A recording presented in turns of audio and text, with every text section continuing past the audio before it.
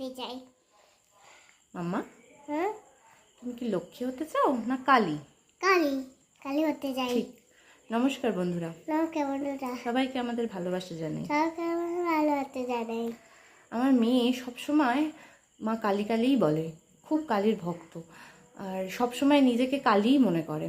কিন্তু আমিই বলতাম যে না, তুমি লক্ষ্মীর মতো হবে, লক্ষ্মী ঠাকুরের মতো শান্ত শিষ্ট ভদ্র, খুব ভালো, এরকম একটা হবে। কিন্তু এখন মনে হচ্ছে, এখন সমাজ পরিবেশ দেখে মনে হচ্ছে যে মা কালী হওয়াই উচিত।